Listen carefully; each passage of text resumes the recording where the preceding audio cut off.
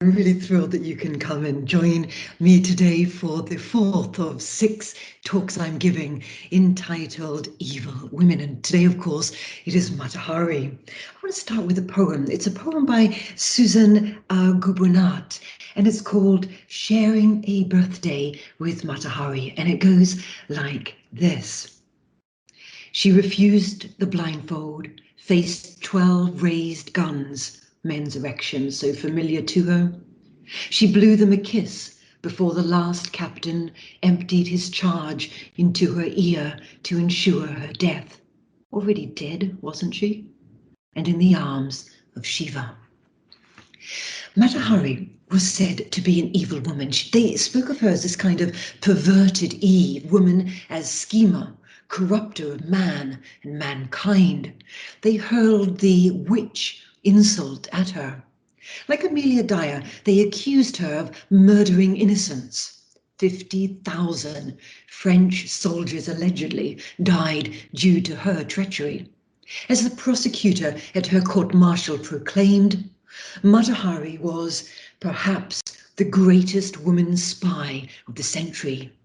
The evil that this woman has done is unbelievable.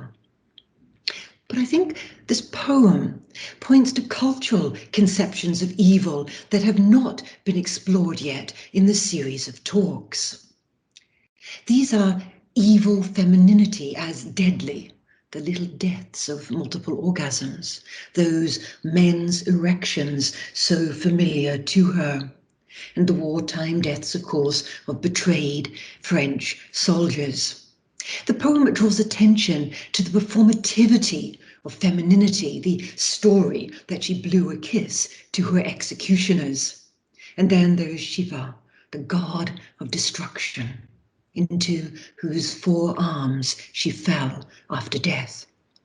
For me, Matahari's evil was nothing more or less than the terror of unbounded female sensuality in wartime, coinciding with assumptions of female duplicity. But before we turn to her transgressions, I really had better explain who was Matahari. Well, she was born Margaretha Zell in a northern Dutch town, 1876. Her much-loved father was a well-off hat merchant and her mother a wealthy Dutch aristocrat. What started out as sort of this idyllic childhood turned sour when her father became bankrupt and deserted the family, and then her mother died. She and her 3 brothers were sent to live with different relatives.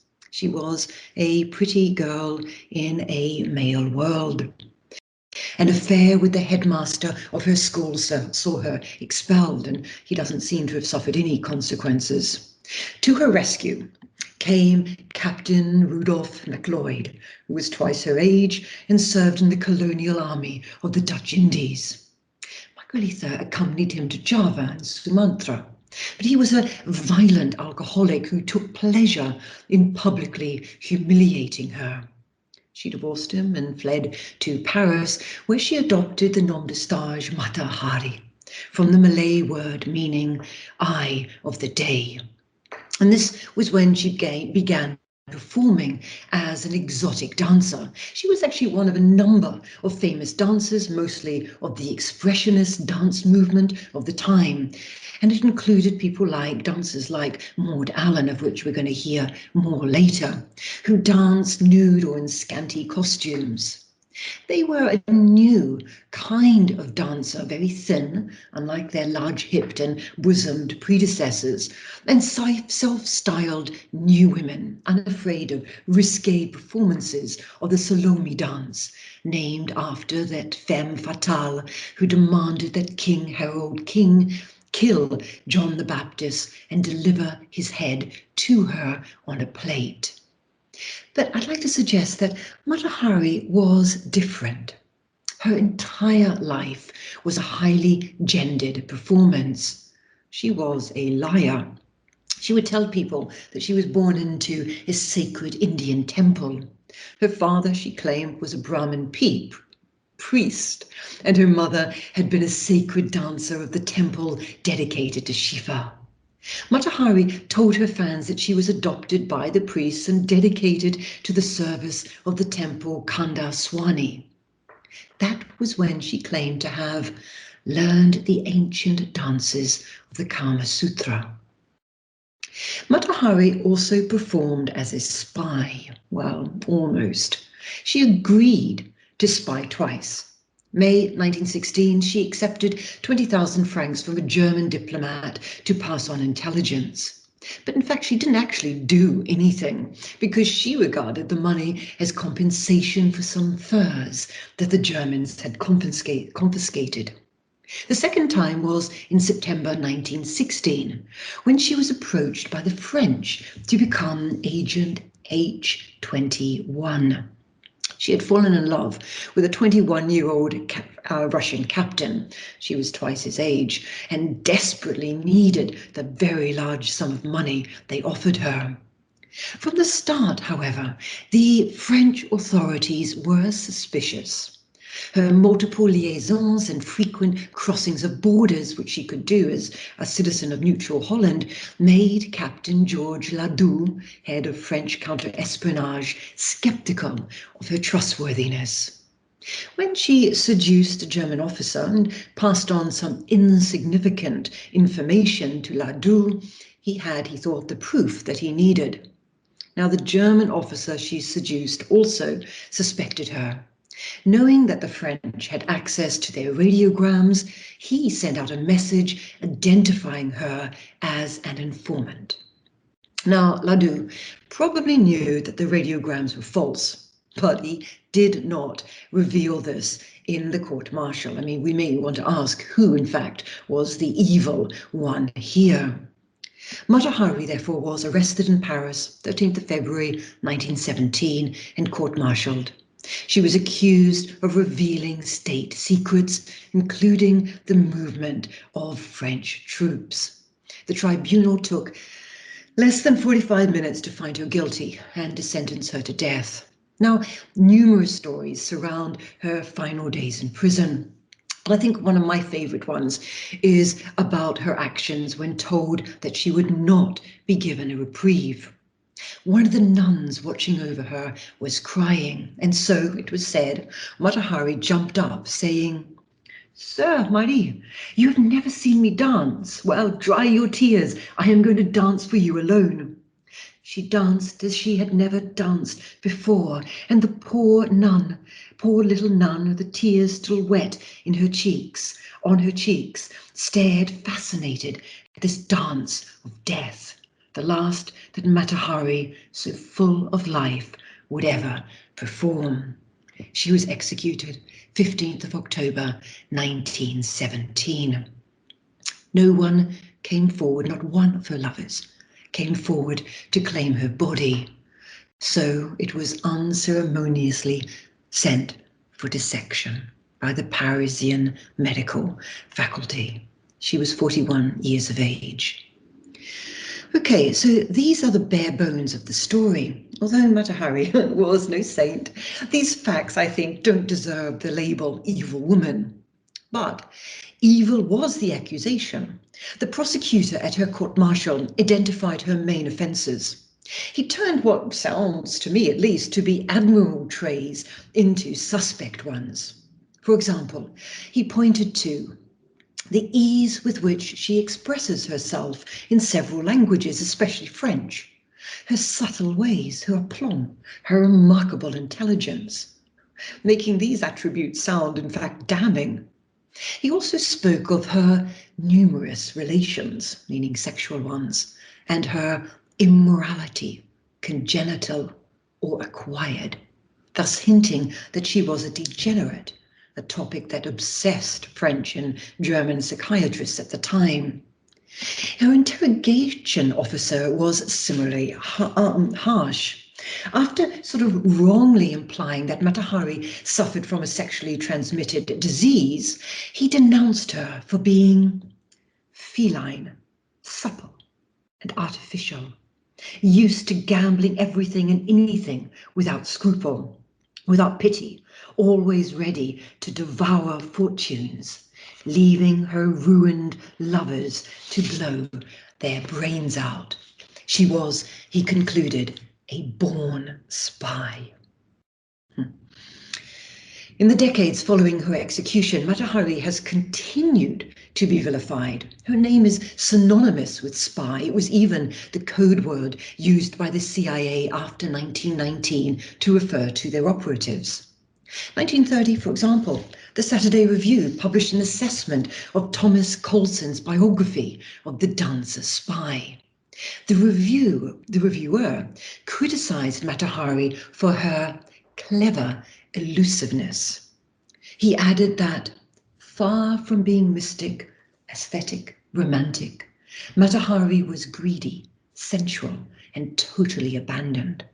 The disarming kisses and deadly treachery of this voluptuous creature caused more deaths than can be computed, he concluded. Scientific America also reviewed the biography, commenting on the loathsomeness of her moral fiber. 1986, a reviewer of Russell Warren's Howell's biography felt it proper to focus on Mata Hari's appearance. The first sentence of the review informed readers that she stood 5 feet 9 inches and had absolutely no bust. She rarely smiled and was rarely on time. Readers, however, quickly learn what the reviewer found most objectionable when he informed them that Mata Hari slept with lovers on an almost industrial scale, made the striptease acceptable, and when she was shot by the French in 1917 on charges of espionage for Germany, blew a kiss to her executioners. His review concluded that Howe was unable to disclose by what magic of personality Mata Hari charmed men as infallibly as sugar and arsenic charm flies. But the reviewer contended Howe made at least one reader, meaning himself, who agrees that Mata Hari was superficial, supercilious, and self-indulgent, nevertheless feel a pang of response towards this girl. The girl was 41 years old. Such patronizing comments are not the preserve of male reviewers. As late as 2007, novelist and essayist Florence King contended that it is impossible for a woman to like her because we know only too well what women like her think of the female sex and how they treat us. Yet, she has become a popular villain, like Eve, the evil witch in Sleeping Beauty, the evil witch in Snow White, and Amelia Dyer. People can't seem to get enough of evil women. Since 1993, the Frieze Museum in the town where Mata Hari spent her childhood have dedicated an exhibition to her. During the centenary of her execution, 93,000 visitors visited the museum's exhibition, which also generated at least 733 press articles. The book accompanying the exhibition listed 61 original publications on Mata Hari. There have been many dozens more since then. Biographies have been translated into 26 languages. And films have popularized her image. In 1931, Greta Garbo starred in one, while in 1964, Diane Moreau was cast in the role. People seem obsessed with her breasts, which were reportedly so small that she had to keep them covered with these beaded brasiers. Feminist scholars have also revived interest in her, most notably, I think, the really brilliant work of Julie Wheelwright, who hailed her as a victim of patriarchal society. Clues to why Mata Hari has attracted so much attention, I think, can be found in Harry Aston Wolf's book called Warped in the Making, which was published in 1928. He described attending a mystic performance in Paris's Musée Guimet, a museum of Asian art. This was where Mata Hari had first danced in 1905 on a stage decorated with authentic Hindu statues from the museum's collection. On entering the room, Ashton Wolfe recalled that a dusky attendant had given him a sheet of paper containing a translation of an Eastern poem. The setting transported him, he said, to some faraway shrine of the Orient, watched over by a menacing Shiva, the destroyer, and an immense golden Buddha. The museum, he said, was strangely disquieting, monotonous, dreamy, eternal, that caused the skin to creep. He described Mata Hari's dance as a slowly writhing with a sinuous, undulating motion like a huge serpent. He noted that if it was possible for a sinuous reptile to enter the body of a woman, then the miracle was accomplished before my dilated eyes. Writhing, twisting, coiling, with arms, legs, and even the skin undulating and shivering with serpentine grace. As she danced, he recalled, her veils were torn away until she was naked, except for the heavy, glittering chains and necklaces of gleaming stones. It was, he wrote, a dance of death, embodying the cupidity, cruelty, and capricious nature of a woman who willingly accepts the sacrifice of a humble man's life merely to satisfy a whim.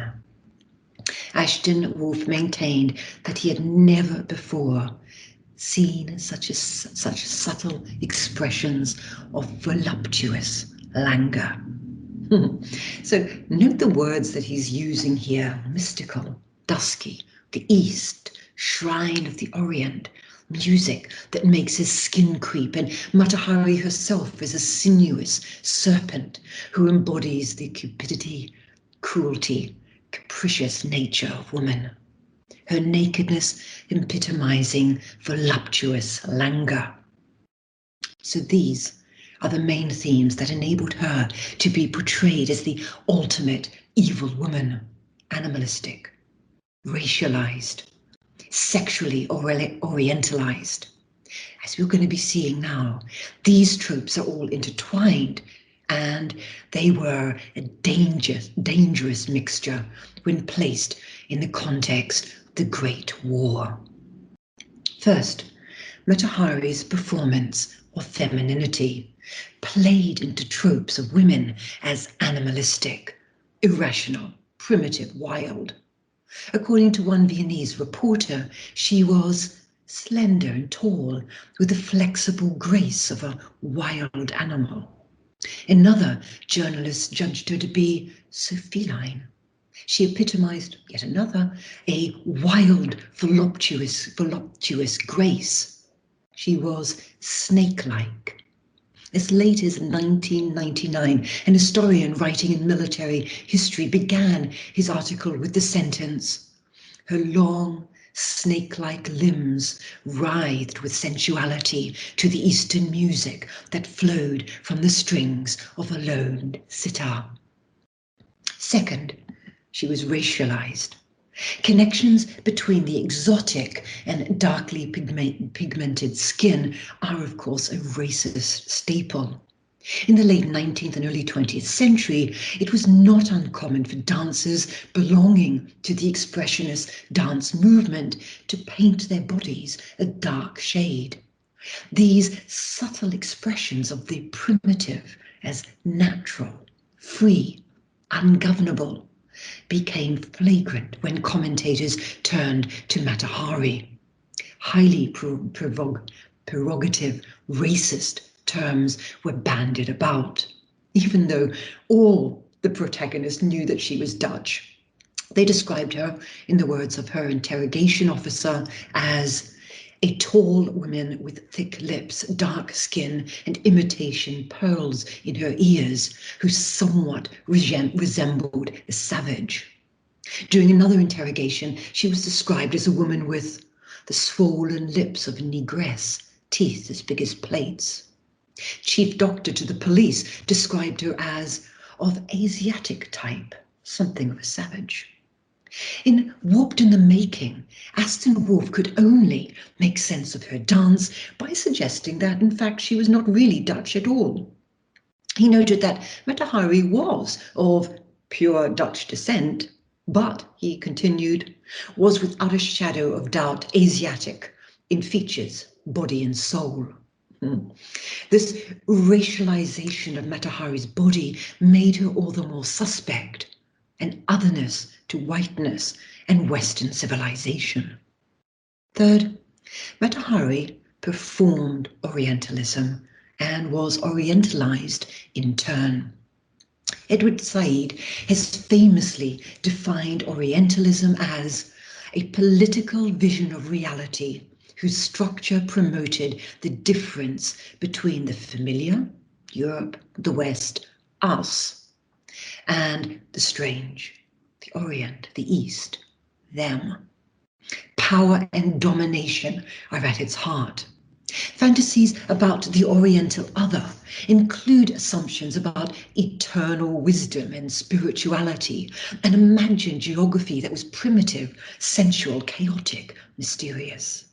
In Said's words, in the East, one was suddenly confronted with unimaginable antiquity, inhuman beauty, boundless distance. Mata Hari's dance was modelled on her vision of the East as mystical, expressive, exotic, erotic.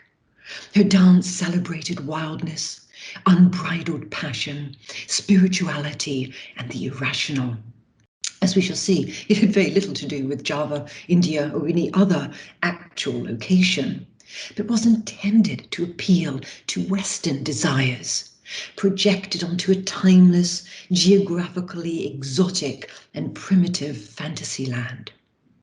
Admittedly, there was a germ of subversion in her performance. After all, her dance was a rejection of repressive discourses of her time. It offered her audiences respite from materialism, moralism, stale domesticity. But her dance could only ever be a form of cultural imperialism, which took traditions out of their original context and appropriated them to serve the needs and fantasies of white, Western, and largely male audiences. This is another way of saying that Mata Hari's Orient was a fantasy. She claimed to have been born in Java to a mother who was descendant from a Javanese regent. She immodestly professed to having been a priestess in the cult of Shiva. Undaunted by facts, she would regale people with stories of India, meaning both the subcontinent and the isles of the Dutch Indies. She claimed to have real Indian blood in my veins, adding that it is this mixture of blood which binds me to the Buddhists, although I am a Christian. She announced that as a child, I learned in the house of my grandmother the holy dances performed before the statues of gods. Actually, she said, these are not dances but ceremonies. For each god, there are special prayers accompanied by special gestures. When I am dancing the dance of the Vishnu, one must understand that Vishnu is the god of life, love, and fertility. When I am dancing for Indra, you need to know that he is the god of war. And when I am dancing for Shiva, that he is the god of destruction. These were lies. It is highly unlikely that she had any training in Javanese dance. Matthew Isaac Cohen, expert on Javanese history, observed that although Mata Hari would probably have witnessed the Javanese dancing girls in the streets and theatre, it is unlikely that she would have participated in local social dances or indeed studied that complex dance form. He rather dryly commented that Needless to say, there are no Javanese temple dances in Islamic Java, no Javanese traditions of nude dancing, no dancing before idols. Her exposed midriff and beaded metallic bra referenced images of Hindu dance found on ancient Javanese as well as Indian temples, but the style was unknown in modern Java. Matahari created her own fantasy of Java, weaving together a variety of sources, including classical Javanese statuaries that she might have observed in Dutch museums. Cohen is also incredulous that anyone in the audience would have believed her half-baked ideas, which were figments of the dancer's own fertile imagination. Indeed, some did not believe her. The famous ballerina Charlotta Zambelli, who once appeared on stage alongside Matahari, reportedly sneered that she is as much an Indian dancer as I am a Chinese waitress. But of course, veracity was not what Matahari was selling. And that was the problem. Her animalized, racialized, and sexually orientalized performances were a dangerous blend during a world war that was slaughtering thousands, tens of thousands of people, mainly young men, every day. This was a new form of warfare, total, all-embracing, ruinous. In France, there was turmoil, even talk of revolution. The French army was suffering defeat. On the home front, rationing was creating unrest. For the first time, war required governments everywhere to mobilize the full power of the state, and not only to the destructive effort, but also to morale. Vast propaganda machines were assembled, fostering fears that internal traitors were, wittingly or not, providing intelligence to the enemy. A typical example is this poster from 1915, warning people to keep quiet, be on your guard, enemy ears are listening. The fact that only 56 people in France were convicted and executed for espionage during the First World War strongly suggests that the spy mania was exaggerated. Exaggerated or not, the spy mania that swept throughout the globe was highly influenced by assumptions about women's innate deceptiveness. As young men were being slaughtered on the battlefields, questions were asked about the conduct of their womenfolk. Were they profiteering from the war? Even French mutinettes, who were doing extremely dangerous work, were vulnerable to this accusation because their high wages were reportedly being spent on luxuries. Heedless of the sufferings of men in war, were women exploiting the war situation to grab social and economic privileges that were previously the prerogatives of men only? Matahari was the ideal scapegoat. Rumors even spread that she had demanded large quantities of rationed milk to be sent to the prison in which she wanted to bathe. Worse, her treachery was estimated to be responsible for the deaths of 50,000 French soldiers. A preposterous claim, but one that was propagated widely, started with the police captain. Newspapers blamed her for the disastrous Battle of Verdun, calling her, in the words of Le Journal, a sinister Salome who played with the heads of our soldiers in front of the German herald. Of course, this scapegoating of Matahari as a modern-day Salome was not untypical.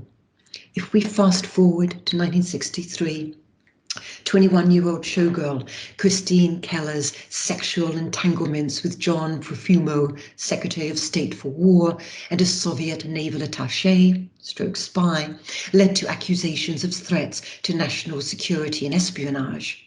The scandal helped bring down the Conservative government in 1964.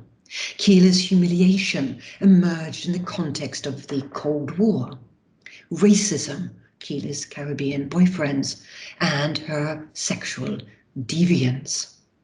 There was a twist in this espionage scandal, which I wish I could talk more about, but that is its Britishness. Working class Keeler was also the victim of a rigid class system. She had no chance of justice when faced with aristocratic privilege. The affair saw the invention of the term horizontalize. In the words of the authors of Among the New Words for 1999, the word emerged in connection with Keeler. Said, she was a call girl whose second profession was espionage. Christine horizontalized herself to the secrets she wanted to obtain. Similar response can be seen in relation to Jane Fonda. After visiting Vietnam in 1972, she was held responsible for the deaths of thousands of American men, as well as the loss of the war to America. While little attention was paid to the more than 300 other American peace activists who visited Vietnam around the same time as Fonda, she was demonized due to her sexualized celebrity status. In other words, here's the point I'm trying to make. What made these women evil was not simply that they were wrongly accused of undermining the war effort. What was unforgivable was that they were sexy. Sluttish spies are incredibly dangerous because of men's uncontrollable sexual needs. Women unfairly exploit this innate vulnerability.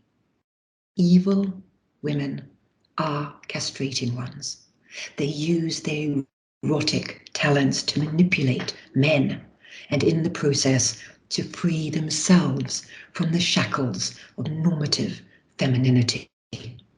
This point can be illustrated by looking at representations of female spies in film. I'm just going to look at one because of time. Raymond Bernald's 1937 film Martha Arcade was based on the spying exploits of a heroine during the First World War.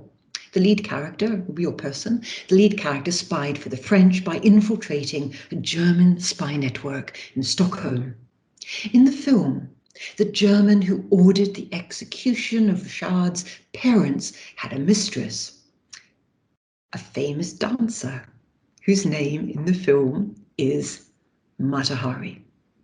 While Richard is portrayed as elegant, patriotic, chaste spy, the character named Mata Hari is vulgar, morally degenerate, sluttish. Ricard once exclaims in the film, "You're dressed, I didn't recognize you." Ricard, in other words, is the acceptable female spy. The Mata Hari character points to the dangers of female sexuality. Spies like Mata Hari, the real one, as well as the one in the film, are incapable of true patriotism, the good spy, but act only out of an urge to sexual power.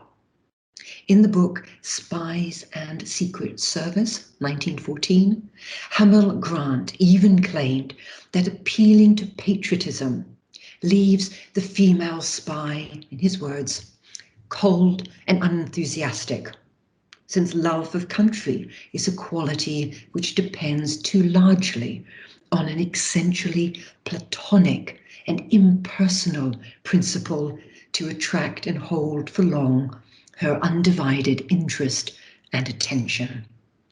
In other words, the female spy was incapable of the abstract thought required for espionage. In contrast, appealing to her lusts was invariably effective. 1918. Only a few months after Mata Hari's execution, the sexual treachery of women in times of war focused on another dancer.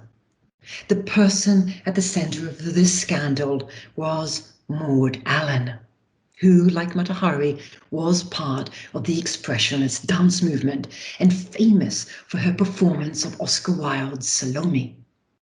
Britain too, you see, was struggling in the war, and spy mania was rife. Allan's erotic dancing style, much like Mata Hari's, had made her famous. But by 1918, her popularity was fading.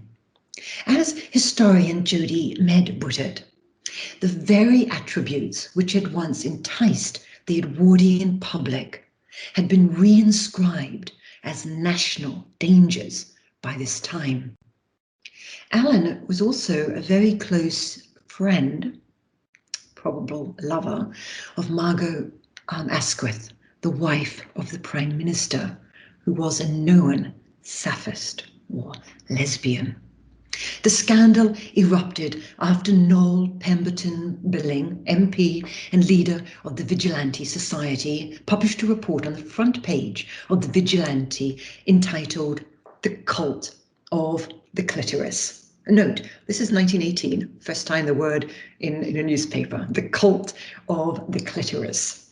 He accused Allan of sexual degeneracy and being part of a movement that was responsible for all the British failures in the war. Pemberton Billing believed that she was one of 47,000 German agents who have infested this country, agents so vile and spreading debauchery of such lasciviousness as only German minds could conceive and only German bodies execute. Alluding to Allan's friendship with Margot Asquith, he complained that wives of men in supreme position were entangled. In lesbian ecstasy, the most sacred secrets of the state were being portrayed, opening up fruitful fields for espionage. In other words, Allan was being accused of using her erotic dance as a sexually degenerate lesbian to spy for the Germans. So Allan, in other words, is the lesbian equivalent of Mata Hari. Now, she did sue for obscene and criminal libel, but after an extremely public trial, Pemberton Billing was acquitted.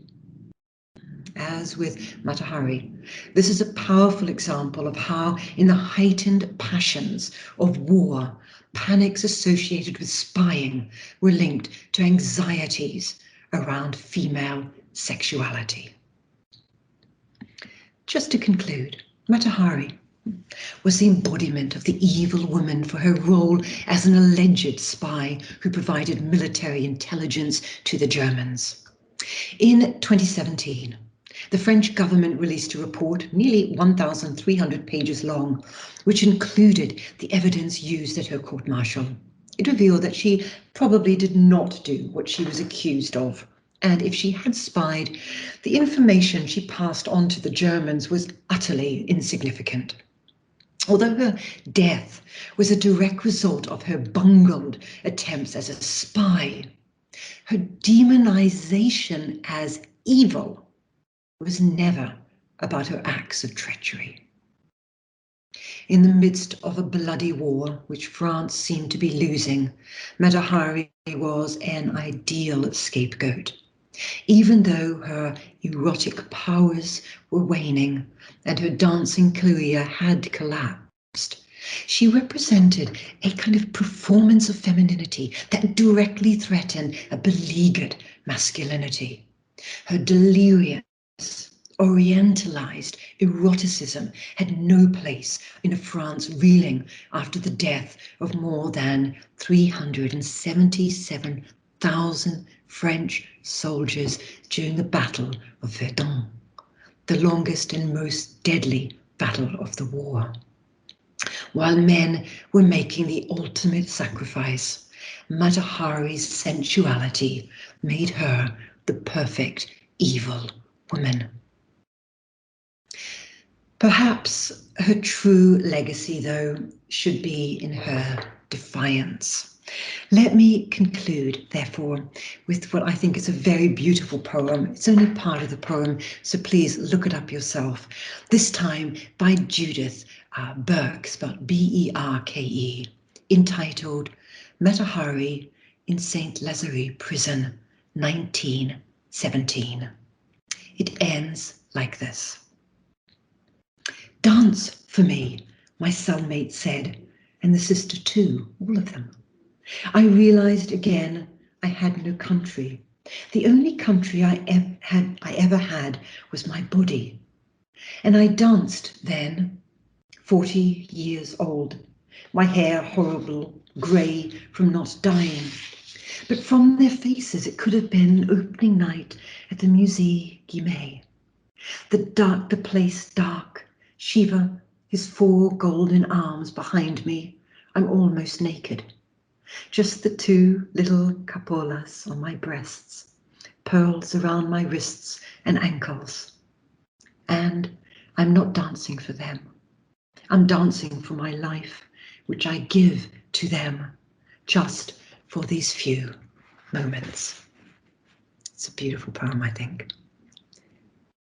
That's it for today. I'm going to look forward to seeing you all again on the 18th of March, same time, same place, for Nurse Ratched. She's the nurse, of course, of One Flew Over the Cuckoo's Nest, and it's called Nurse Ratched, Evil Nurses. See you there and have a good rest of the day.